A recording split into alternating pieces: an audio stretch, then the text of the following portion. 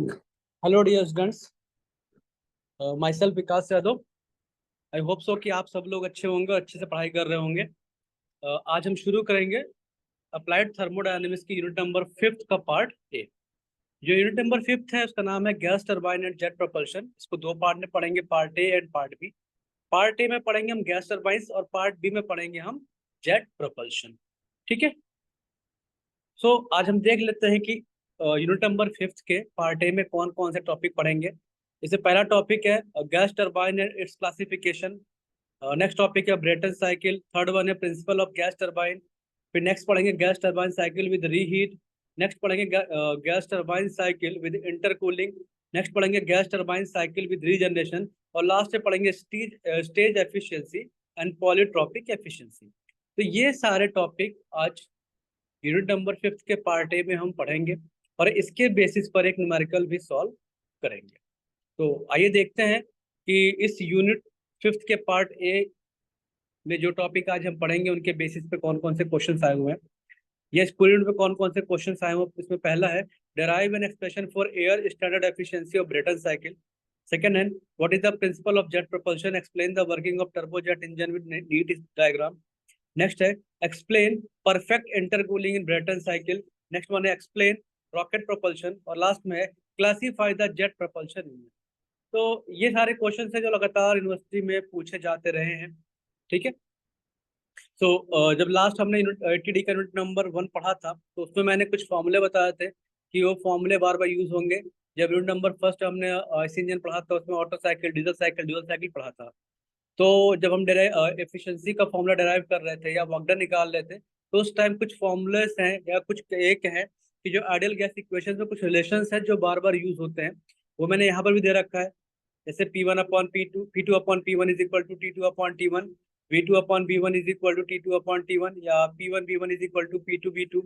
और उसके बाद से P1V1 की power gamma is equal to P2V2 की पावर गामा, या T1V1 की power gamma -1 is equal to T2V2 की पावर गामा -1। और एक फॉर्मूला है T2/T1 is equal to P2/P1 की पावर गामा -1 ओवर गामा। और आगे जो ये है P1V1 की power n is equal to P2V2 की पावर n। तो ये जो लास्ट के तीन फॉर्मूले हैं ये आपके हैं पॉलीट्रॉपिक प्रोसेस के लिए। ठीक है।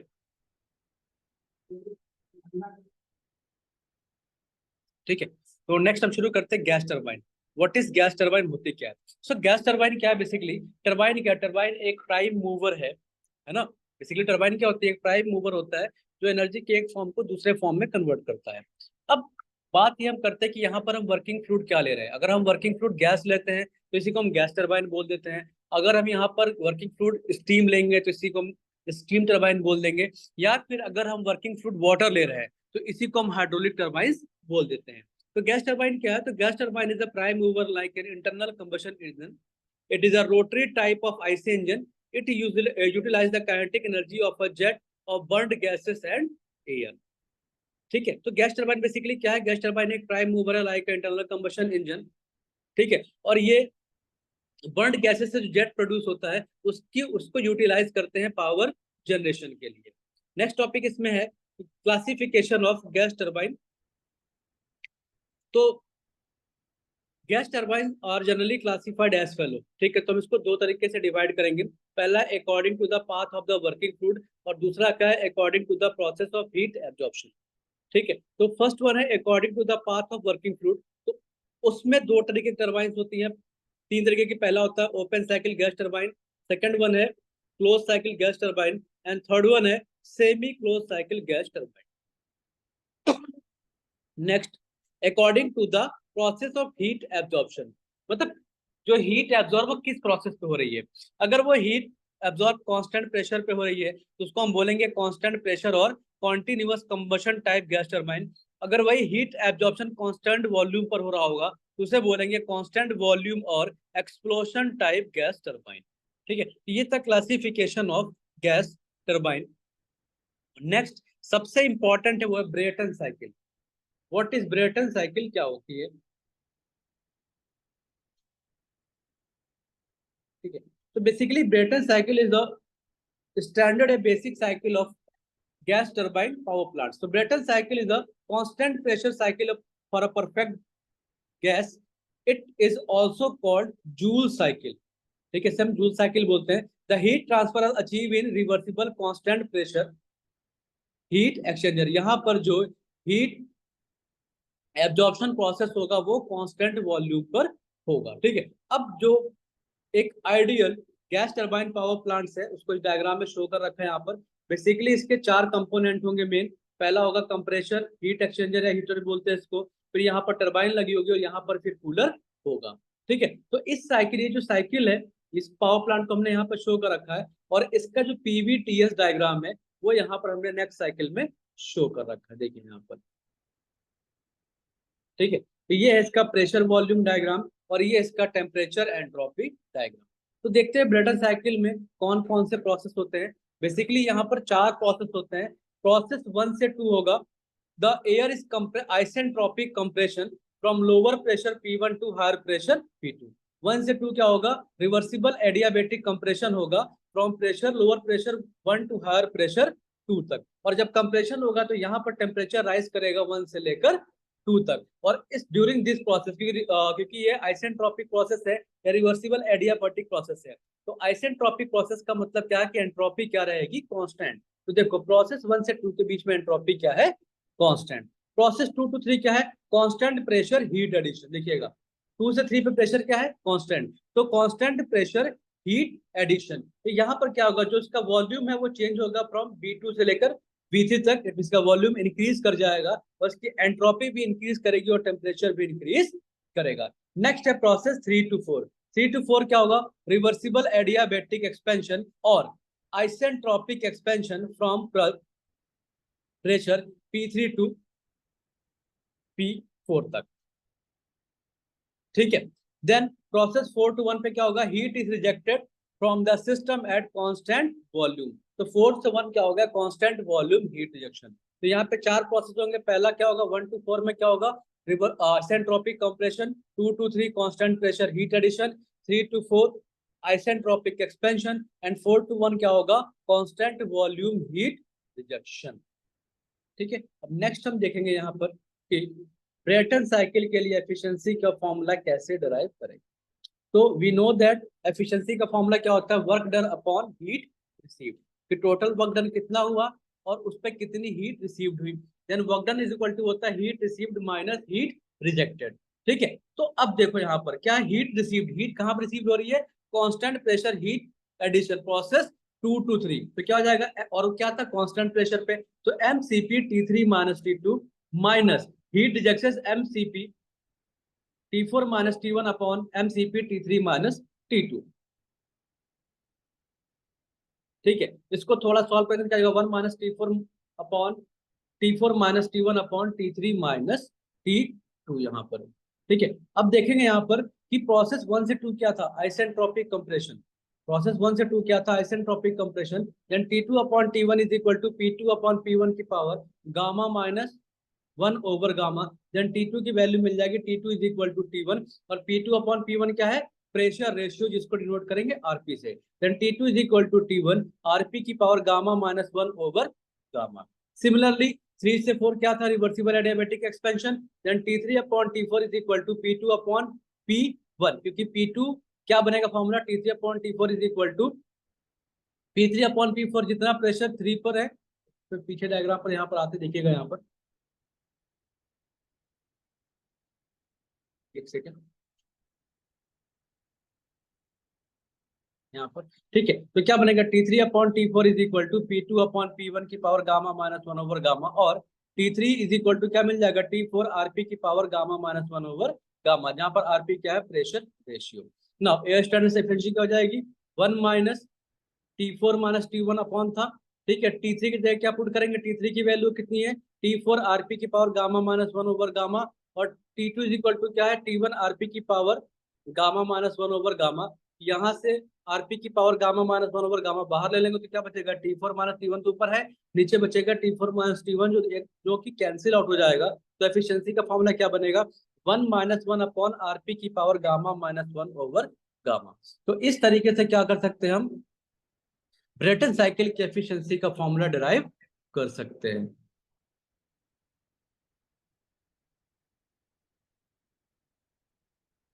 ठीक है।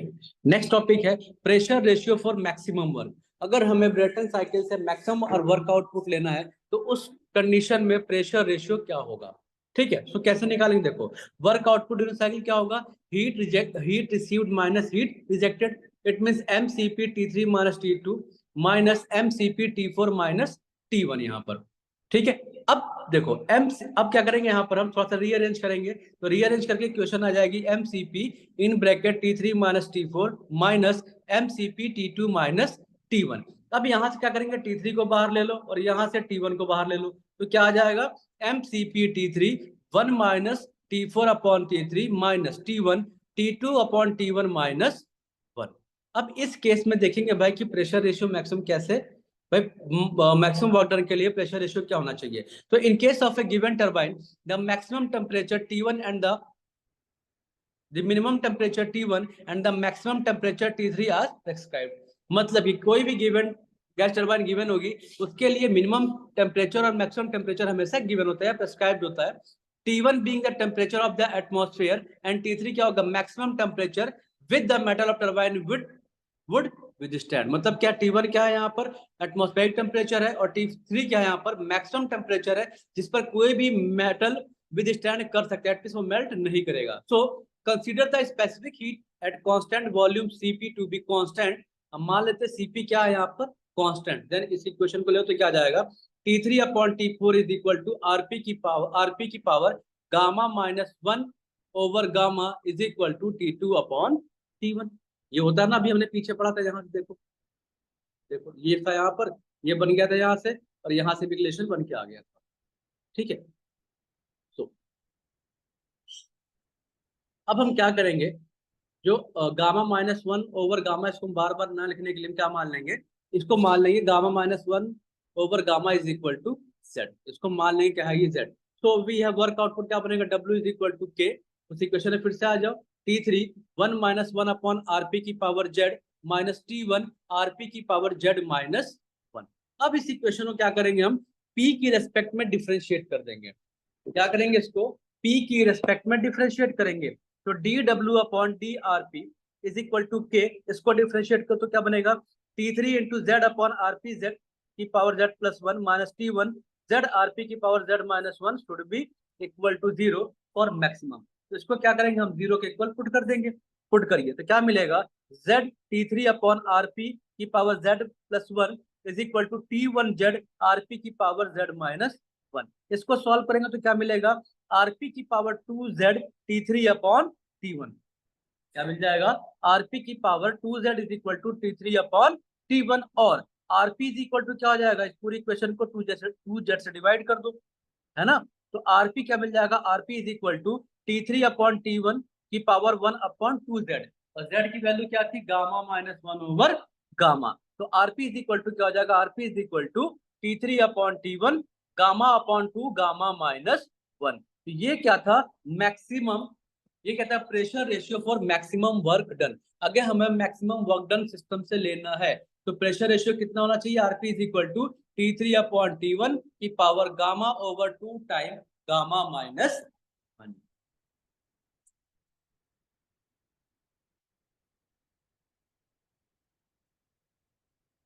नेक्स्ट टॉपिक है ओपन साइकिल गैस टरबाइन, जिसको हम एक्चुअल ब्रेटन साइकिल भी बोलते हैं। ओपन साइकिल गैस टरबाइन जिसको कि हम एक्चुअल ब्रेटन साइकिल भी बोलते हैं। तो the fundamental gas turbine unit is one operating on the open cycle in which a rotary compressor and turbine are mounted on a common shaft। जो जो fundamental gas turbine unit है उसमें क्या होता है, तीन मेन कंपोनेंट होते हैं। एक होता है कंप्रेसर, टरबाइन और कंबशन चैम्बर। जो कंप्रेसर टरबाइन होंगे वो एक ही शाफ्ट पर माउंटेड होंगे। यहाँ पे क्या होगा, हर साइकिल के लिए, हर एक साइकिल के लिए फ्रेश एयर कंप्रेसर में आएगी, कंप्रेस्ड होगी, देन उसको कंबशन चैम्बर भेजेंगे, वहां पर कंबशन होगा, हॉट गैसेस प्रोड्यूस होंगी, देन वो टरबाइन में आएगी, उसका एक्सपेंशन होगा, हमें वहां से वर्क डन मिलेगा। उसके बाद से जो एग्जॉस्ट गैसेस है आफ्टर एक्सपेंशन वो एटमॉस्फेयर को स्केप कर जाएंगे। तो यहाँ पर क्या है कि हर बार हर एक साइकिल के लिए फ्रेश एयर यहाँ पर चाहिए। तो air is drawn into the compressor and after compression passes to a combustion chamber.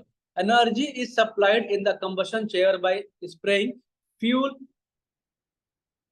into the air stream and the resulting hot gases expand through the turbine to the atmosphere. The products of the combustion coming out from the turbine are exhausted to the atmosphere as they cannot be used anymore. तो यहाँ से after expansion जो hot gases निकलेंगी या exhaust gases निकलेंगी वो atmosphere को escape कर जाएंगी, मतलब वो एटमॉस्फेयर में चली जाएंगी क्योंकि वो फर्दर उसका यूज नहीं कर सकते हैं। ठीक है, इसीलिए इसको हम क्या बोलते हैं, ओपन साइकिल गैस टरबाइन, क्योंकि यहाँ पर क्या है, हर एक साइकिल में मतलब हर एक साइकिल पर क्या होगा, फ्रेश एयर कंप्रेसर में आएगी, उसका कंबशन होगा, एक्सपेंशन के बाद एग्जॉस्ट से बाहर निकलेंगी, फिर साइकिल के लिए फिर फ्रेश गैस यहाँ पर आएगी। मतलब क्या है, एक ही वर्किंग फूड बार बार रिपीट यहाँ पर नहीं होगा। नेक्स्ट देखते हैं इसमें प्रोसेस कौन कौन से होंगे यहाँ पर।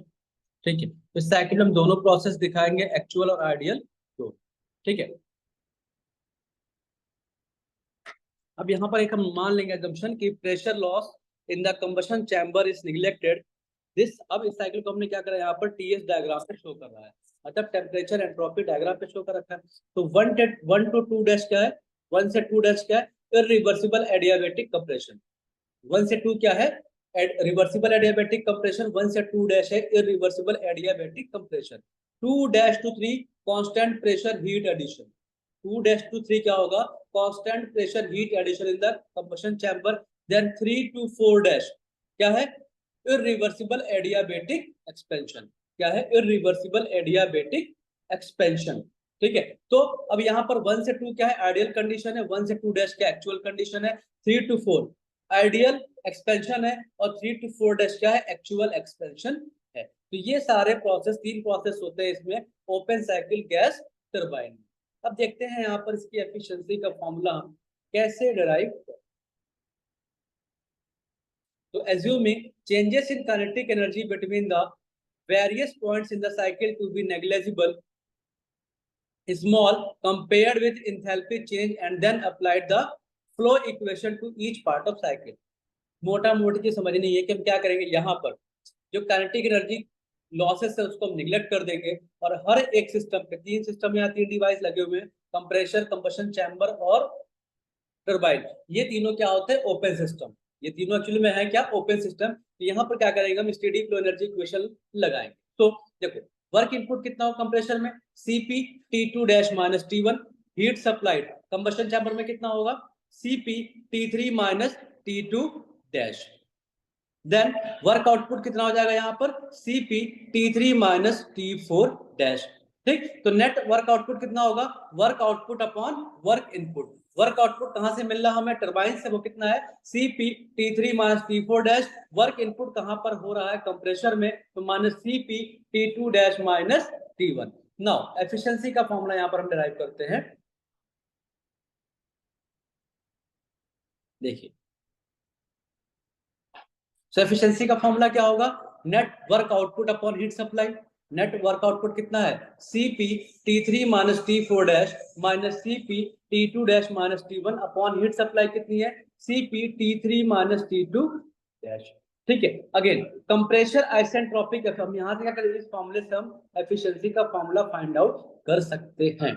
लेकिन यहाँ पर जब भी हम ध्यान रखना, इसमें इस बेस पर न्यूमेरिकल भी आता है कि जब भी हम एक्चुअल साइकिल की बात करते हैं, जो भी हम एक्चुअल साइकिल पढ़ रहे हैं, जब भी हम एक्चुअल साइकिल की बात करते हैं, तो यहाँ पर हम कंप्रेसर की एफिशिएंसी का फॉर्मूला ही पढ़ेंगे और टरबाइन की एफिशिएंसी का फॉर्मूला भी पढ़ेंगे। ठीक है, सो कंप्रेसर की एफिशिएंसी कितनी हो जाएगी, work input required in isentropic compression upon actual work required. तो आइसेंट्रोपिक कंप्रेशन मतलब आइडियली कितना वर्क रिक्वायर्ड होगा, Cp T2 minus T1, but actual में कितना रिक्वायर्ड है, Cp T2 dash minus T1। Cp cancel out हो जाएगा, तो क्या बचेगा, T2 minus T1 upon T2 dash minus T1। Similarly turbine के लिए एफिशिएंसी का फॉर्मूला निकालेंगे तो क्या होगा, actual work output upon isentropic work output, क्योंकि एक्चुअल वर्क कम मिलता है as compare to isentropic work output के। तो फॉर्मूला क्या बनेगा, Cp T3 minus T4 dash upon Cp T3 minus T4 is equal to T3 minus T4 dash upon T3 minus T4। ठीक है, तो यहां से हम क्या कर सकते हैं, open cycle gas turbine efficiency का फाइंड आउट कर सकते हैं इसी फॉर्मूले से। देखना बेटा, इस फॉर्मूले से हम वहां पर फाइंड आउट कर लेंगे। बट जब भी न्यूमेरिकल आएगा तो ये दो कंडीशन आपको याद रखनी है, अगर वो एक्चुअल कंडीशन पूछ रहा है तो। वरना आइडियल कंडीशन में तो नॉर्मल फॉर्मूला यहाँ पर बन जाएगा, ठीक है। वो फॉर्मूला क्या बन जाएगा यहाँ पर, तो एफिशिएंसी का formula Cp T3 minus T4 minus Cp T2 minus T1 upon Cp T3 minus T2। तो यहाँ से अगर एक्चुअल आइडियल कंडीशन गिवन है तो इस फॉर्मूले से एफिशिएंसी निकाल लेंगे, और अगर एक्चुअल कंडीशन गिवन है, ठीक है, इट मींस प्रोसेस इरिवर्सिबल है, तो वहां पर हमें इन दोनों का फॉर्मूला यूज करना पड़ेगा, देन हम इस फॉर्मूले का यूज करेंगे। नेक्स्ट टॉपिक है methods for improvement of thermal efficiency of open cycle gas turbine. ठीक है, ओपन साइकिल गैस टरबाइन की थर्मल एफिशिएंसी को कैसे मैक्सिमाइज कर सकते हैं, कैसे इंप्रूव कर सकते हैं। देखो, एफिशिएंसी का जो फॉर्मूला है वो है eta is equal to Q S minus Q R upon Q S. इसको हम बोलते हैं डब्ल्यू नेट, है ना। कितना हमने इनपुट कितना दिया, उस समय कितना आउटपुट मिला, तो आउटपुट कितना होता है Q S minus Q R, मतलब heat supplied minus heat rejected upon नीचे क्या है, हीट सप्लाइड। ठीक है, अब इस फॉर्मूले के बेसिस पर ही हम देखेंगे कि किस तरीके से हम गैस टरबाइन पावर प्लांट की एफिशिएंसी को इंप्रूव कर सकते हैं। पहली कंडीशन क्या है भाई, कि इनको क्यू आर को कांस्टेंट रखे और क्यू एस को इंक्रीज कर दे, ये हो सकता है, या क्यू एस को यहाँ पर हम कांस्टेंट रखे, क्यू आर को हम डिक्रीज कर दे। ठीक है, तो इन्हीं इसी फॉर्मूले के बेसिस पर तीन मेथड्स हैं जिससे कि हम किसी भी गैस टरबाइन पावर प्लांट की एफिशिएंसी को इंप्रूव कर सकते हैं। उसमें पहला क्या है, इंटरकूलिंग, दूसरा है रीहीटिंग, और तीसरा क्या है, रीजनरेशन। पहला क्या है, इंटरकूलिंग, दूसरा क्या है, रीहीटिंग, और तीसरा क्या है, रीजनरेशन। ठीक है, तो हम एक एक मेथड्स को यहाँ पर पढ़ेंगे और देखेंगे कि किस तरीके से इसकी एफिशिएंसी इंप्रूव कर सकती है। तो फर्स्ट वन है इंटरकूलिंग। अब इंटरकूलिंग में क्या करते हैं, यहाँ पर जो कंप्रेशन प्रोसेस होता है उसको दो स्टेप में कंप्रेस करते हैं। So a compressor in a gas turbine cycle utilize the major percentage of power developed by the gas turbine. Gas turbine जितना पावर डेवलप करता है उसका मैक्सिमम यूज हम कंप्रेशर को चलाने के लिए करते हैं। इट मींस जितना उसने वर्क प्रोड्यूस करा, मान लेते हैं 50 जूल या किलो जूल उसने वर्क प्रोड्यूस करा, तो कम से कम 25 किलो जूल वर्क तो कंप्रेशर को चलाने में चला जाएगा। तो अगर इसकी एफिशिएंसी इंक्रीज करनी है तो हम कंप्रेशर के वर्क को अगर मिनिमाइज कर दें तो वर्क आउटपुट क्या हो जाएगा, मैक्सिमम हो जाएगा, जिससे कि इसकी एफिशिएंसी इंक्रीज कर जाएगी।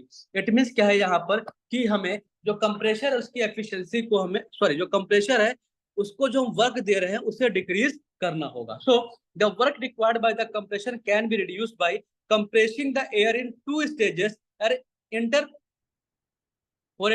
N intercooler between them too. तो हम इसमें क्या कर सकते हैं, तो ये कंप्रेशन प्रोसेस है इसको हम दो स्टेप में कर सकते हैं, और दो स्टेप करने का मतलब दो कंप्रेशर यूज करेंगे और उनके बीच में क्या लगा देंगे, एक इंटरकूलर। देखो ये देखिए आप, ठीक है, low pressure compressor, then intercooler, high pressure compressor, then fuel यहाँ पर क्या कंबशन चैम्बर, देन टरबाइन, और यहाँ से एग्जॉस्ट गैसेस बाहर निकल जाए। अब सोचोगे कि सर जब एक टरबाइन थी तो ज्यादा एक कंप्रेसर लगाया तो वर्क बहुत मांग रहा था, अब दो लगा दिए तो वर्क ज्यादा मांगना चाहिए, भाई ज्यादा वर्क लगेगा। भाई एक कंप्रेसर चलाने के लिए वर्क लग रहा है तो दो कंप्रेसर लगाएंगे तो वर्क हमें ज्यादा देना पड़ेगा, लेकिन ऐसा नहीं होता है। ये सारा का सारा अभी हम टीएस डायग्राम से समझ लेंगे। तो पहले इसका हम प्लांट के देख लेते हैं कि प्लांट का अरेंजमेंट कैसे है। देखो पहले क्या है, लो प्रेशर कंप्रेशर, तो यहाँ से एयर आएगी लो प्रेशर कंप्रेशन में, यहाँ पर इसका रिवर्सिबल एडियाबैटिक कंप्रेशन होगा, या यहाँ पर एडियाबैटिक कंप्रेशन होगा 1 से 2 टू 3 क्या होगा, इंटरकूलर, यहाँ पर कांस्टेंट प्रेशर हीट रिजेक्शन हो। ठीक है, देन यहाँ पर 3 to 4 में क्या होगा, यहाँ पर हाई प्रेशर कंप्रेशर, यहाँ पर क्या है, हाई प्रेशर कंप्रेशर लगा हुआ है, यहाँ पर एयर फर्दर कंप्रेस्ड होगी, देन उसको कहाँ भेजेंगे, कंबशन चैम्बर में, वहां फ्यूल की सप्लाई करेंगे, यहाँ से कंप्रेस्ड एयर आएगी, यहाँ पर कंबशन होगा, हॉट गैसेस प्रोड्यूस होंगी, जिसका एक्सपेंशन होगा टरबाइन में, और टरबाइन के थ्रू में क्या मिल जाएगा, वर्क डन मिल जाएगा। उसके बाद जो एग्जॉस्ट गैसेस है वो यहाँ से बाहर निकल जाएंगी। अब तो हो गया इसका अरेंजमेंट। अब देखते हैं कि भैया इससे एफिशिएंसी इंप्रूव कैसे करेंगे। देखो समझिएगा, यहाँ पर देखो 1 से 2 लो प्रेशर कंप्रेशन, 2 to 3, तो 2 to 3 क्या है, constant pressure heat addition heat rejection, 3 to 4 again reversible compression and high pressure compressor, then 4 to 5 constant pressure heat addition and 5 to 6 days, ठीक है, reversible sorry adiabatic expansion in turbine. तो ये था 2 step में। अगर यहाँ पर मान लेते कि हम एक ही कंप्रेसर यूज कर रहे हैं तो क्या होता, 1 से L डैश तक कंप्रेशन होता, L dash to 5 constant pressure heat addition होता, 5 to 6 डैश क्या होता, यहाँ पर एक्सपेंशन होता। तो अब यहाँ पर देखो बच्चों कंपेरिजन करो। अगर हमने कंप्रेशर नहीं लगा, यहाँ पर हमने क्या करा है, एक कंप्रेसर का यूज करा तो हमें वर्क डन कितना देना पड़ रहा है कंप्रेसर को, इतना। कितना देना पड़ रहा हमें यहाँ पर, इतना। और अगर हमने यहाँ पर 2 कंप्रेसर यूज करा है तो वहां पे हमें वर्क डन कितना देना पड़ रहा है, इट मीन्स क्या हुआ कि हमें यहाँ पर कि अगर हम कंप्रेशन 2 स्टेज में करा रहे हैं तो हमें कंप्रेसर को कम वर्क देना पड़ रहा है। और अगर कंप्रेसर को कम वर्क दे रहे हैं तो एफिशिएंसी का फॉर्मूला क्या है, W turbine minus WC upon QS। अगर QS WT कांस्टेंट है और WC की वैल्यू कम हो गई तो इसकी एफिशिएंसी क्या करेगी, इंप्रूव कर जाएगी। तो इस तरीके से इंटरकूलिंग के थ्रू हम ओपन साइकिल गैस टर्बाइन की एफिशिएंसी को इंप्रूव कर सकते हैं।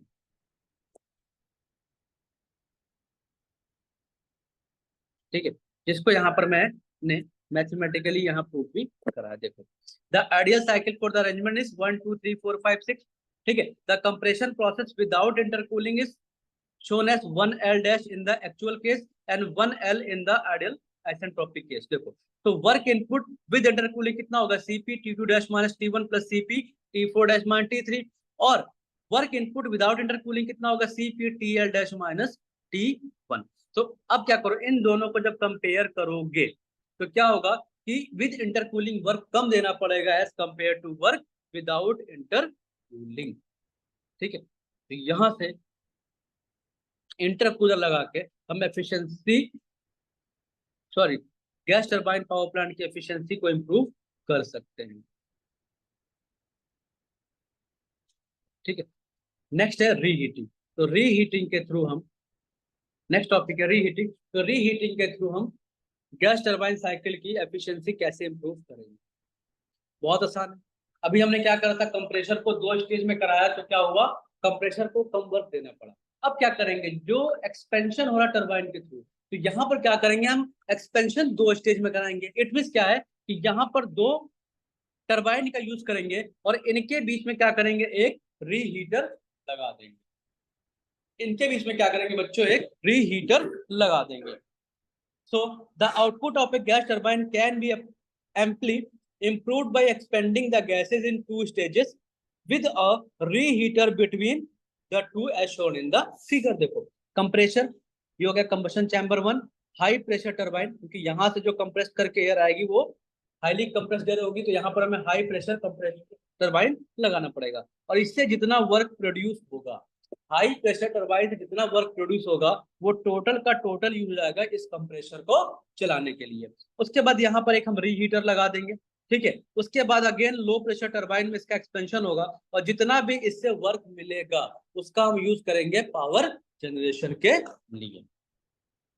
ठीक है, so the high pressure turbine derive the compressor and the low pressure turbine provide the useful power output। तो द करेंट, अब इसका जो पीवीटीएस डायग्राम है बच्चों यहाँ पर हमने शो करा है। देखो बहुत आसान है समझना, जैसा अभी हमने समझा था उस तरीके से इसे भी समझ लेंगे। देखिए टीएस डायग्राम। सो 1 से 2 डेज क्या है, रिवर्स एडियाबैटिक कंप्रेशन। ठीक है, और 1 से 2 क्या है, ideal compression. 2 dash to 3 constant pressure heat addition. Then 3 to 4 dash adiabatic expansion in high pressure turbine. Then 4 dash to, देखो 4 डैश टू 5 क्या होगा, अगेन यहाँ पर constant pressure heat addition in reheater. And 5 to 6 dash क्या होगा, expansion in low pressure turbine. ठीक है, अब देखते हैं कि अगर हम यहाँ पर 2 टरबाइन का यूज कर रहे हैं तो वर्क डन कितना हो रहा है और 1 टरबाइन का यूज कर रहे हैं तो वर्क डन कितना हो रहा है। देखो जी, so neglecting mechanical losses the work output of the high pressure turbine must be exactly equal to the work input required for the compression. यहाँ पर कंडीशन है कि जो हाई प्रेशर कंप्रेसर है, ठीक है ना, उससे उतना ही वर्क प्रोड्यूस होगा जितना यूज होगा कंप्रेसर को चलाने के लिए। ये सबसे इंपॉर्टेंट पॉइंट है। देखो यहाँ पर कि जो ये हाई प्रेशर टरबाइन है इससे उतना ही वर्क प्रोड्यूस होगा जितनी जरूरत होगी इस कंप्रेसर को चलाने के लिए। ठीक है, जितनी जरूरत होगी इस कंप्रेसर को चलाने के लिए। तो क्या हो जाएगा, CPA T2 dash minus T1 is equal to CPG T3 minus T4 dash. अब यहाँ पर दिमाग में आया सर CPA क्या है और CPG क्या है। तो कंप्रेशन में क्या है, एयर। कंप्रेशन में क्या है, एयर, और टरबाइन में क्या है, गैसेस। तो यहाँ पर ये CPA यूज करा गया और CPG यूज करा गया। ठीक है, अब देखो द वर्क आउटपुट है ना of low pressure turbine is given by, देखो कितना निकलेगा, विद रीहीटिंग कितना हो जाएगा, CPG T5 minus T6 dash, और without reheating T4 dash minus TL dash. देखो फिर समझना, अब ये क्या है जब हमने यहाँ पर रीहीटिंग करा, और ये क्या है जब हमने रीहीटिंग नहीं करा। तो जैसे जैसे ये ग्राफ बढ़ता है वैसे वैसे ये आगे फैलता चला जाता है, एक्सपेंड होता चला जाता है।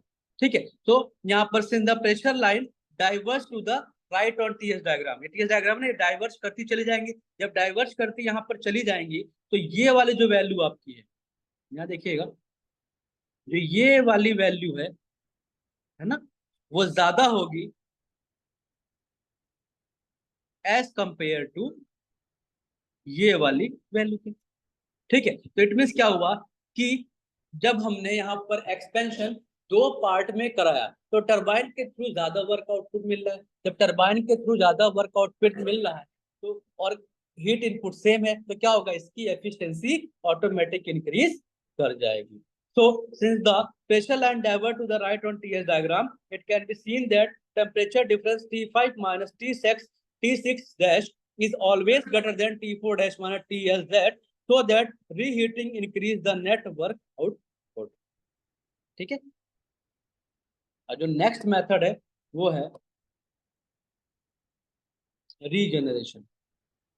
ठीक है, कि रीजनरेशन के थ्रू एफिशिएंसी कैसे होगी। देखो open cycle gas turbine plant, उसमें कॉलम क्या है कि after expansion in the turbine, turbine में एक्सपेंशन के बाद जो एग्जॉस्ट गैसेस होती है वो एटमॉस्फेयर में स्केप कर जाती है, बाहर निकल जाती है, यूज हो जाती है, लेकिन उनके अंदर high amount of heat energy होती है। जो एग्जॉस्ट गैस टरबाइन से निकलती हैं उनके अंदर हीट एनर्जी बहुत ज्यादा होती है। तो अगर उस हीट एनर्जी का हम यूज करें, अगर हम उस हीट एनर्जी को यूज कर लें, तो वो जो कॉन्सेप्ट है वही कॉन्सेप्ट यूज होता है रीजनरेशन। जो तुम्हारी एग्जॉस्ट गैसेस निकल रही है उससे जो हीट एनर्जी है उसका यूज कर ले हम कंप्रेस्ड एयर को हीट करने के लिए, तो क्या होगा, जो कंबशन चैम्बर है वहां पर हमें कम फ्यूल सप्लाई करनी पड़ेगी। जब हीट सप्लाई कम करनी पड़ेगी तो एफिशिएंसी ऑलरेडी इंक्रीज कर जाएगी। तो यही कॉन्सेप्ट यूज होता है रीजनरेशन में। So the exhaust gases from a gas turbine carry a large quantity of heat with them since their temperature is far above the ambient temperature. So they can be used to heat the air coming from the compressor, thereby reducing the mass of fuel supply in the combustion chamber। ठीक है, अब देखो यहाँ पर इस diagram को हम देखते हैं।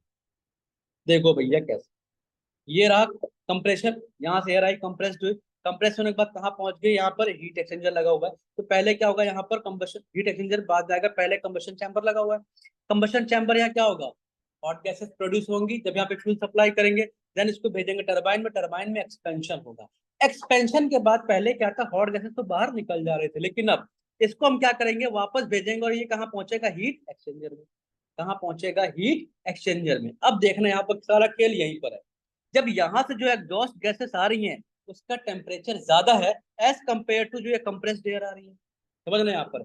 जब यहाँ से हॉट गैसेस निकल रही हैं इसका टेम्परेचर ज्यादा है एज कंपेयर टू जो कंप्रेस्ड एयर आ रही है, तो क्या होगा, यहाँ पर हीट एक्सचेंज होगा। मतलब जो ये हॉट गैसेस है इससे जो हीट ट्रांसफर किसको होगी, जो ये कंप्रेस्ड एयर आ रही है, तो इसका टेम्परेचर फर्दर इंक्रीज कर जाएगा। जब टेम्परेचर इंक्रीज कर जाएगा बच्चों, तो जब ये एयर कंबशन चैम्बर में आएगी तो क्या करना पड़ेगा हमें, यहाँ पर कम फ्यूल सप्लाई करनी पड़ेगी, मतलब हीट सप्लाई कम करना पड़ेगा। जब हीट सप्लाई कम करना पड़ेगा तो इसकी एफिशिएंसी इंप्रूव कर जाएगी।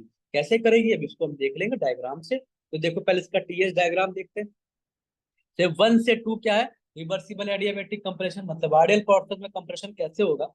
1 to 2 dash adiabatic compression, 2 dash to 3, ध्यान, 2 डैश टू 3 क्या है, heat exchanging process. Then 3 to 4 क्या है, कांस्टेंट प्रेशर हीट एडिशन।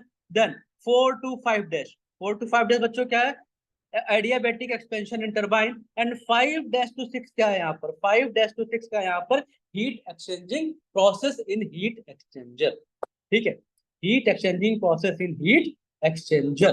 तो जितनी ये हीट रिलीज करेगा उतनी हीट यहाँ पर ये गेन कर लेगा। ठीक है, तो हम देखते हैं इसकी एफिशिएंसी का फॉर्मूला क्या है। यहाँ पर क्या निकालते हैं एक बार, जो रीजनरेटर लगा हुआ है यहाँ पर, इसको ये यहाँ पर हीट एक्सचेंजर भी बोलते हैं। इसकी हम इफेक्टिवनेस कैसे निकालें, कितना इफेक्टिव है देखो। सो इफेक्टिवनेस का फॉर्मूला क्या हो जाएगा, इंक्रीज इन एंथैल्पी पर kilogram of air upon available increase in enthalpy पर किलोग्राम ऑफ एयर। तो क्या बनेगा, increase in enthalpy of air कितनी बढ़ रही है, T3 minus T2 dash upon वहां से कितनी बढ़ी थी, T5 dash minus T2 dash. समझ रहे ना, ठीक है, T3 माइनस T2 डैश है ना भाई, प्रोसेस क्या रहा है 2 डैश टू 3, तो T3 माइनस T2 डैश, और कौन गिवन कौन का ये वाला, तो T5 डैश माइनस T6। ठीक, तो इस तरीके से हम जो एग्जॉस्ट गैसेस हैं उनको यूटिलाइज करके open cycle gas turbine power plant की एफिशिएंसी को इंप्रूव कर सकते हैं। ठीक है, अब बच्चों जो नेक्स्ट टॉपिक है वो है gas turbine irreversibility and losses. तो नेक्स्ट टॉपिक है वो है gas turbine irreversibility and losses. तो देखते हैं भाई गैस टरबाइन इरिवर्सिबिलिटी होती क्या है। So till now the discussion has been confined to air standard Brayton cycle, but the realistic gas turbine cycle has deviated from the standard cycle. अब होता क्या, अभी हमने जो भी पढ़ा उसमें आइडियल साइकिल पढ़ी, मतलब क्या है, रिवर्सिबल एडियाबैटिक कंप्रेशन या आइसेंट्रोपिक कंप्रेशन हो रहा है, रिवर्सिबल एडियाबैटिक एक्सपेंशन हो रहा है। जब कांस्टेंट प्रेशर पे हीट एडिशन कर रहे हैं तो वहां पर हम ये मान ले रहे हैं कि काइनेटिक एनर्जी के थ्रू जो लॉसेस हो रहे हैं उसको हम निगलेक्ट कर दे रहे हैं, बट ऐसा पॉसिबल नहीं, ऐसा पॉसिबल नहीं है। तो इन एक्चुअल क्या होता है, एक्चुअल में जो स्टैंडर्ड साइकिल है, जो साइकिल अपने स्टैंडर्ड साइकिल से डेविएट कर जाती है, क्यों, उसके मेन रीजन दो हैं।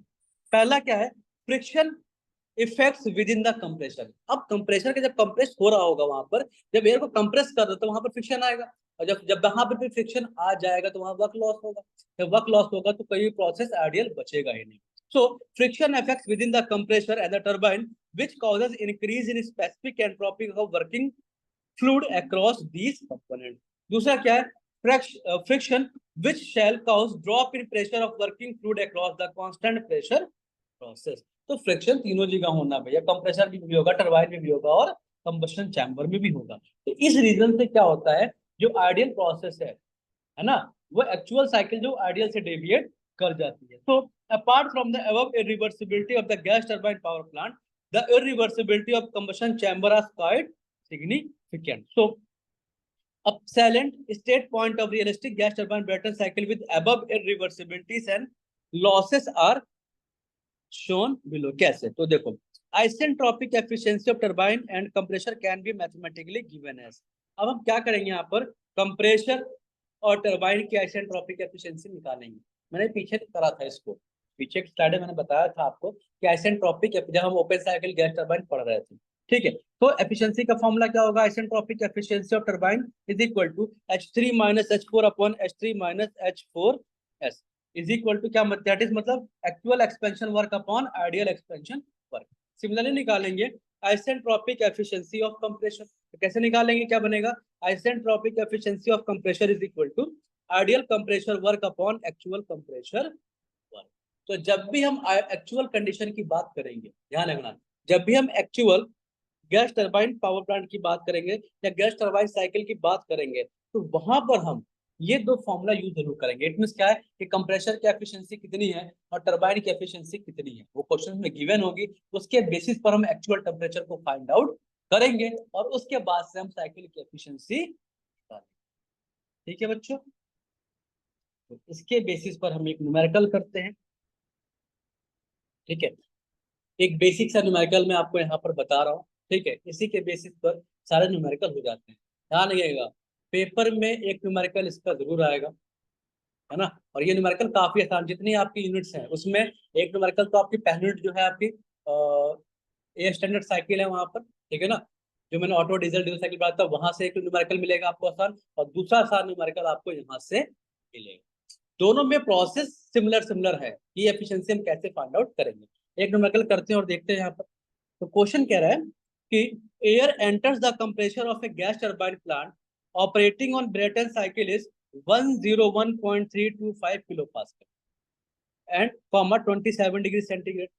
The pressure ratio in the cycle is 6. Calculate the maximum temperature in cycle and the cycle efficiency. Assume Wt is equal to 2.5 Wc. It means क्या टर्बाइन का वर्क कंप्रेसर के वर्क के 2.5 times है ना. And take gamma is equal to 1.4. तो जब भी numerical solve करने के लिए आए तो सर्वप्रथम हमें ये कार्य करना है यहाँ पर कि जो भी सबसे पहले इसका टीएस डायग्राम, सबसे पहले क्या करो इसका टीएस डायग्राम बना लो. हमने क्या करा यहाँ पर टीएस डायग्राम बना. उसके बाद जो वैल्यूज गिवन है उसको लिख लो. तो गिवन क्या है, प्रेशर एस इनटेक मतलब P1 गिवन है 101.325 kilo pascal and temperature T1 कितना गिवन है, T1 is equal to 27 degree centigrade. तो आइडियल जब भी ये गिवन हो तो हम क्या करेंगे, केल्विन में टेम्परेचर को कन्वर्ट कर लेंगे. तो 27 + 273 इज इक्वल टू कितना आ गया, 300 केल्विन. कितना आ गया बच्चों, 300 केल्विन. अब यहाँ पर प्रेशर रेशियो गिवन है तो आरपी इज इक्वल टू कितना है, 6. Pressure ratio in the cycle कितना है, 6. तो the maximum temperature in the cycle T3. हमें क्या निकालना पड़ेगा, ध्यान रखो T1 गिवन है, T2 भी निकालना पड़ेगा, T3 भी निकालना पड़ेगा. तो कैसे निकालेंगे, अब देखो यहाँ पर देखो भाई, T2/T1 is equal to P2/P1 की पावर गामा -1 ओवर गामा. ठीक है. Then T2/T1 is equal to P2/P1 क्या है, आरपी की पावर गामा -1 ओवर गामा. और आरपी क्या है, प्रेशर रेशियो जिसकी वैल्यू कितनी गिवन है, 6. तो T2/T1 इज इक्वल टू 6 की पावर 1.4 -1 / 1.4. कैलकुलेट करा तो T2/T1 इज इक्वल टू आ गया 1.668. Then T2 is equal to 1.668 into T1. T1 की वैल्यू कितनी है, 300. तो T2 कितना आ जाएगा, 5004 केल्विन. T2 की वैल्यू कितनी मिल गई, 5004 केल्विन. अब हमें क्या निकालना है भैया, T3 भी निकालना पड़ेगा. तो देखो T3/T4 is equal to RP की power gamma -1 over gamma. Again T3/T4 कितना आ जाएगा, 1.668. ठीक है, 1.668. अब कहोगे सर T3 भी नहीं पता, T4 भी नहीं पता, दो अननोन है कि क्वेश्चन सॉल्व कैसे करेंगे, तो वो भी सॉल्व हो जाएगा क्योंकि यहाँ पर वर्क डन की कंडीशन गिवन है. तो T4 is equal to T3/1.668. अब क्वेश्चन में गिवन है Wt is equal to 2.5 Wc. तो यहाँ पर Wt की वैल्यू रखो तो mCp T3 - T4 is equal to 2.5 mCp T2 - T1. m से m कट गया, Cp से Cp कट गया, तो क्या बचा, T3 - T4 is equal to T2 - T1. Then T3 is equal to T3 - T4 की वैल्यू पुट करो, T3/1.668 is equal to 2.5. T2 की वैल्यू में निकाली 500.4 माइनस T1 है 300. तो इसको कैलकुलेट करके यहाँ पर आ गया 501. ठीक है. सो यहाँ से T3 को कॉमन ले लो तो क्या बचेगा, T3 1 - 1/1.668 इज इक्वल टू 501. और जब इसको सॉल्व करोगे तो T3 की वैल्यू आ जाएगी 1251 केल्विन. कितनी आ जाएगी, 1251 केल्विन और 978 डिग्री सेंटीग्रेड. अब सारे टेम्परेचर निकल गए. अब हमें क्या निकालनी है, साइकिल की एफिशिएंसी. तो भैया T4 और निकाल लो. तो T4 इज इक्वल टू क्या था, T3/1.668. T3 की वैल्यू कितनी है, 1251. तो T4 कितना आ जाएगा, 750 केल्विन. सारे टेम्परेचर निकल गए. T1 गिवन था, हमने T2 भी निकाला, T3 भी निकाला, T4 भी निकाला. अब एफिशिएंसी निकालना सबसे आसान. तो साइकिल की एफिशिएंसी का फॉर्मूला क्या होगा, net work upon heat supply. Network कितना होगा, mCp T3 - T4 mCp T2 - T1 upon mCp T3 - T2. अब mCp कॉमन है बाहर, निकाल के ऊपर नीचे कट्टम काट कर दो तो क्या बचेगा, T3 - T4 T2 - T1 upon T3 - T2. सारी वैल्यूज को पुट करो तो आंसर आ जाएगा 0.4. It mean 40%. तो साइकिल की एफिशिएंसी कितनी होगी बच्चों, 40%. देखिए कितना आसान न्यूमेरिकल था, है ना. बस हमें स्टेप पता होना चाहिए तो हम आराम से सारे न्यूमेरिकल को सॉल्व कर सकते हैं. तो आज हम फिर से देख लेते हैं कि यूनिट नंबर 5 के पार्ट ए में क्या पढ़ा हमने. सबसे पहले हमने पढ़ा यहाँ पर कि ब्रेटन साइकिल, सबसे पहले कि गैस टरबाइन प्लांट क्या होता है, गैस टरबाइन साइकिल क्या होती है. Then classification of gas turbine पढ़ा. उसमें हमने ब्रेटन साइकिल पढ़ा, मतलब कांस्टेंट प्रेशर क्लोज साइकिल या फिर हमने ओपन साइकिल पढ़ा। उसके बाद से हमने नेक्स्ट में पढ़ा कि हम जो ये open cycle gas turbine plant है उसकी एफिशिएंसी को कैसे इंप्रूव कर सकते हैं। तो उसमें हमने 3 मेथड्स पढ़े। पहला पढ़ा इंटरकूलिंग, रीहीटिंग और देन पढ़ा हमने रीजनरेशन। ठीक है, उसके बाद से हमने जो लास्ट में जो टॉपिक कवर करा वो था gas turbine irreversibility and losses. कि गैस टरबाइन इरिवर्सिबिलिटी क्या होती है, कौन कौन से लॉसेस होते हैं, और उसके बाद से हमने यहाँ पर एक न्यूमेरिकल सॉल्व करके आपको दिखाया। तो आई होप सो कि आपको सारे टॉपिक समझ में आ गए होंगे। ठीक है, एक बार रिवीजन करेंगे तो आपको ये सारे टॉपिक बिल्कुल क्लियर हो जाएगा। नेक्स्ट लेक्चर में मिलेंगे हम यूनिट नंबर 5 के पार्ट बी में, जहां पर हम पढ़ाएंगे आपको जेट प्रपल्शन। ठीक है, थैंक यू।